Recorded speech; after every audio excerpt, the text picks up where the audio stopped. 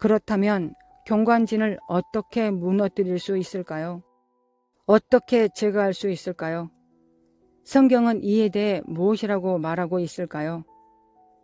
먼저 제가 앞서 말했듯이 경관진을 쫓아낼 수는 없습니다. 경관진이 나가라 하고 쫓아내는 것은 효과가 없습니다.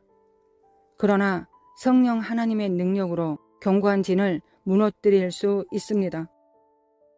예수님께서 요한복음 14장 17절에 말씀하셨습니다. 그는 진리의 영이라 세상은 능히 그를 받지 못하나니 이는 그를 보지도 못하고 알지도 못함이라. 그러나 너희는 그를 아나니 그는 너희와 함께 거하시며 또 너희 속에 계시겠음이라. 성령님께서 우리 안에 계시기에 성령님께서 허락만 하시면 경관진을 무너뜨리십니다. 성령님께서 무너뜨릴 방법도 알려주십니다. 그러니 기도하며 주님께 부탁하십시오. 주님, 제 마음의 경관진을 무너뜨려 주시고 제 생각의 잘못된 패턴과 오해를 제거해 주시옵소서 하고 기도하십시오. 경관진을 무너뜨린다는 표현을 성경 원어로 보면 격렬하게 무너뜨리다 라는 뜻입니다. 즉 경관진이 완전히 사라질 때까지 멈추지 말라는 뜻입니다. 견고한 진이라는 단어는 자신의 소유를 놓고 싸우는 성체나 요새를 뜻합니다. 그래서 견고한 진은 자신의 소유를 놓고 싸우게 만듭니다. 그러나 중요한 사실은 그들이 나에게 그런 행동을 했기 때문에 내가 이렇게 느끼는 건 당연하다고 생각하는 태도입니다. 그러나 중요한 사실은 그 감정을 소유하고 고통을 겪는 사람은 그들이 아니라 나 자신이라는 것입니다. 실제 사례를 들어보면 한 청년이 보내온 편지에서 이렇게 말했습니다. 당신이 나에게 한 일을 용서합니다. 이는 자신이 고통의 소유자가 되지 않기로 선택한 태도를 보여줍니다. 저는 그 청년이 누군지 몰랐고 무슨 일이 있었는지도 모릅니다. 그래서 그 편지를 보며 생각했습니다. 적어도 이 청년은 그가 마음의 짐을 내려놓았구나. 그것은 그 청년의 마음에 어떤 견고한 진이 무너졌다는 뜻입니다.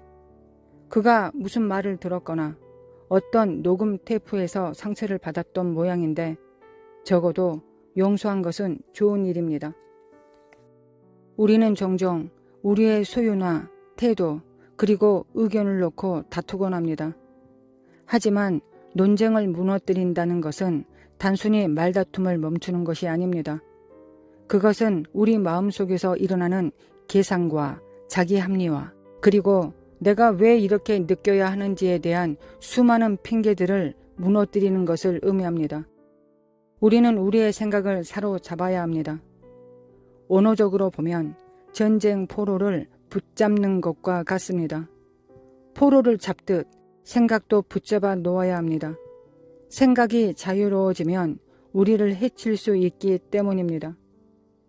우리가 가진 지적 태도나 지능을 그리스도에 대한 복종, 즉 순종에 복종하도록 해야 합니다.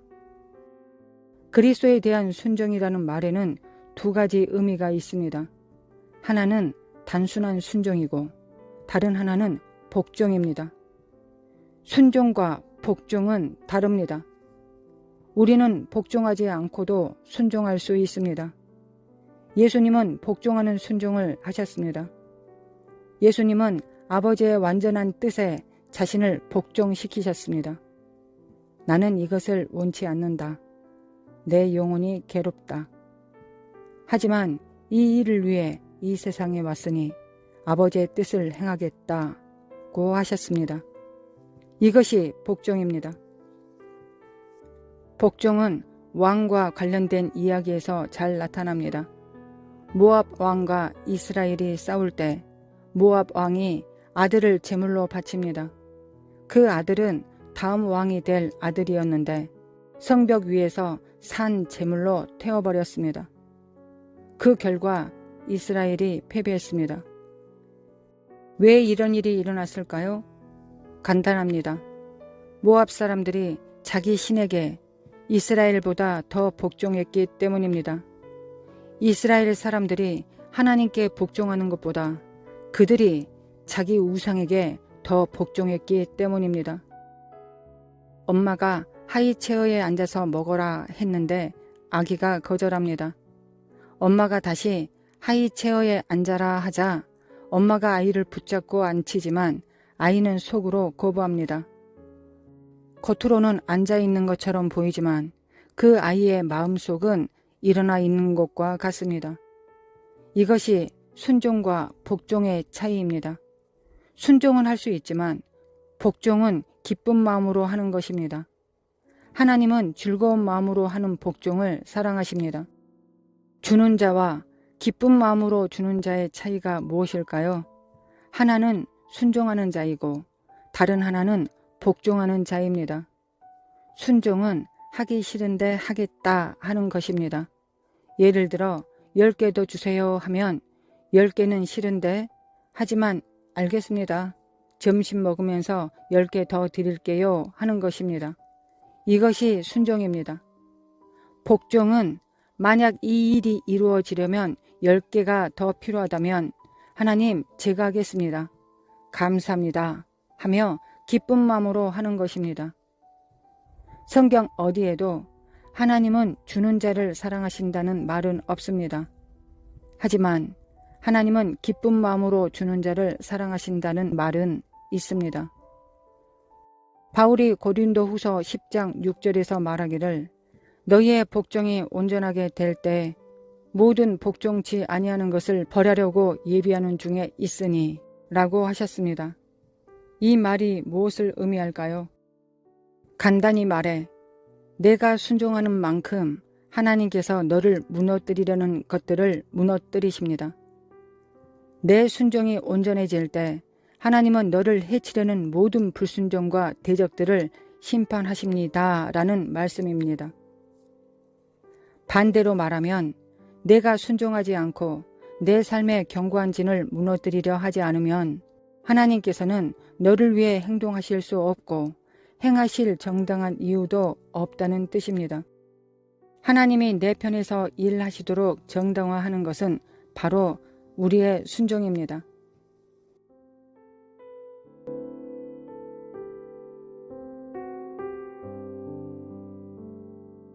그러나 성경은 말합니다.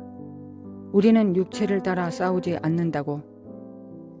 우리의 전쟁 무기는 육체적인 것이 아니라 하나님 안에서 능력 있는 무기입니다.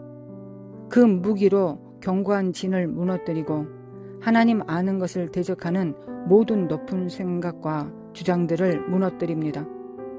그리고 모든 생각을 사로잡아 그리스도께 복종하게 만들고 불순종하는 모든 것을 벌할 준비를 합니다. 이 말씀은 정말 깊은 의미가 담겨 있습니다.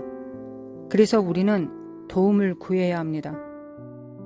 하나님 아버지, 원수 마귀가 우리가 깨닫지 못하게 하는 것을 깨닫게 하시고 우리의 시야를 흐리는 것을 보게 하소서.